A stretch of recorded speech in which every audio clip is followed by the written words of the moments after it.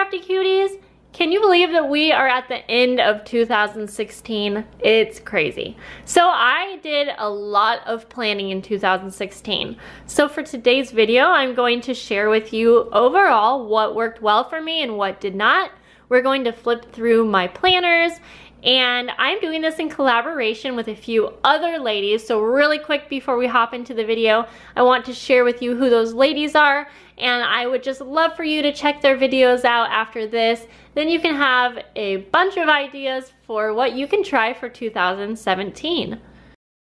Here are the lovely ladies that are collaborating with me. We have Jessica from Iska Star. She does vlogs and planner and crafty videos.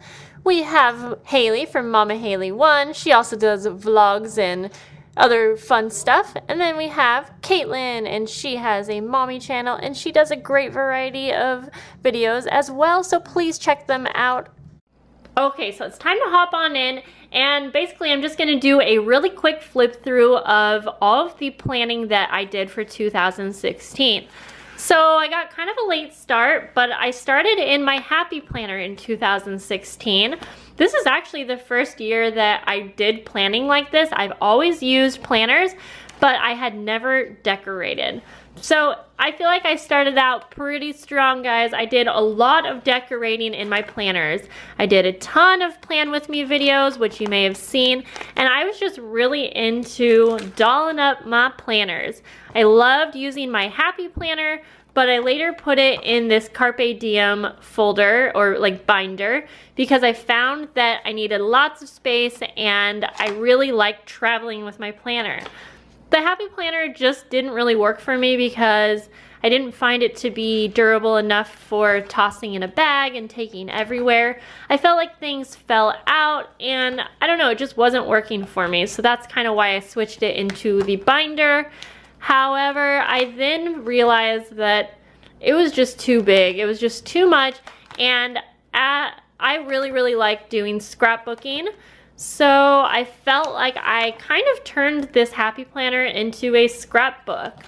I added lots of stickers, and I don't know, I guess I just felt like in the Happy Planner, I felt like my creativity was a little limited. Now I know you can do whatever you want to the pages, but personally I just felt like I really liked having a blank canvas to start with. So that's when I later moved into my bullet journal. I heard about the craze and about how people were really getting into bullet journaling, and I thought, let me try that. I like trying new things, as you guys might know, and that's when I went into this bullet journal right here.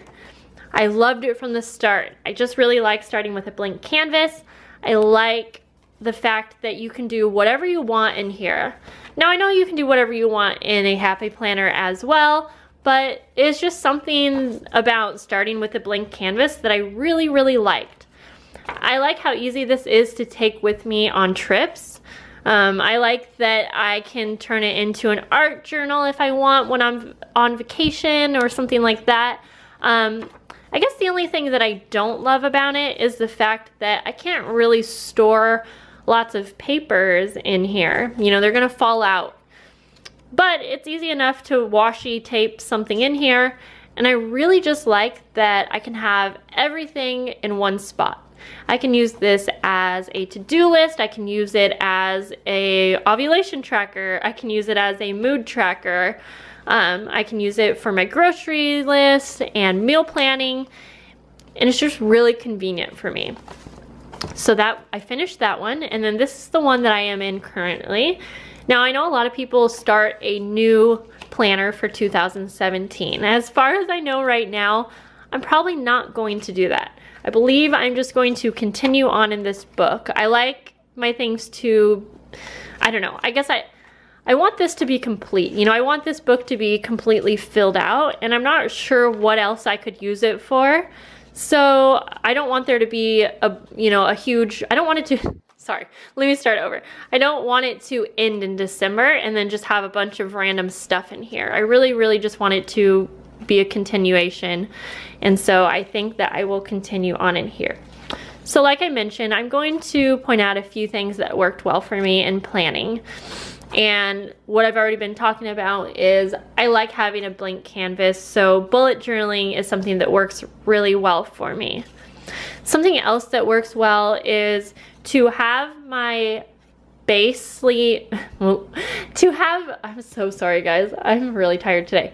To have my month set up for me. So what I do is when the month is getting close to an end, I will set up that next month. And that's when you guys see I share those videos with you, usually of a monthly setup. And for an idea here, at the end of November, I started setting up for December. I like to add some artwork in here. It's not necessary, but it's just something that I really, really like, and I love opening this book and having this here. It's just fun for me. So I will set up my month at the beginning, and I have kind of found out what works well for me. I know that I like to have a full calendar. I know that I like to track certain things. However, I'm going to say that this is something I'll talk about in a few moments. I like to have certain pages that go with the season. So for instance, you know, Christmas, I wanted to write down things about wish list and gifts, and also kind of toss in like an art journal vibe. So I'll decorate this up, but it's also functional, and I like combining the two. And then I also like having a weekly layout, almost just like I would have in my happy planner. So I like to have that all set up, and I know for me that if I weren't setting up an entire month, it would be a little hard for me to keep up with the bullet journal, because as the months go on, I just get busy, and it's much easier for me to take a couple hours and set up the month and then have it ready to go, rather than go with the flow and make a new weekly layout, you know, the week prior. That doesn't work for me at all. Now, sometimes I will set up I'll set up a week and just not have it decorated, and that works okay for me. So a couple things that I'm finding don't really work for me is just having too much. I really, really like tracking things. I love having mood trackers that I've done in the past, and I really like having, here we go, a daily checklist for daily things that I do, and I do a lot of daily things. And sometimes my days get hectic and I need to make sure, I need to keep on track. So that's why I like this. But today we're on the 16th, and to be honest, the last few days have been kind of hard for me to keep up with, just to make sure I am doing those daily things. So in the future, moving forward, I don't know if I'm going to do these daily checklists. Now, that makes me question, am I going to keep up with the daily things that I like to do, such as taking time to meditate, taking time to have a moment to write down things I'm grateful for. I do want to do those things. However, I'm kind of finding that I've been doing them for so long that they've kind of just become a part of my day. And instead of having a separate page to track that I'm doing those things, I think what I'm going to do moving forward is to include just a small daily tracker on my weekly layout. I really just want to be able to open up my planner for the week and just have one page.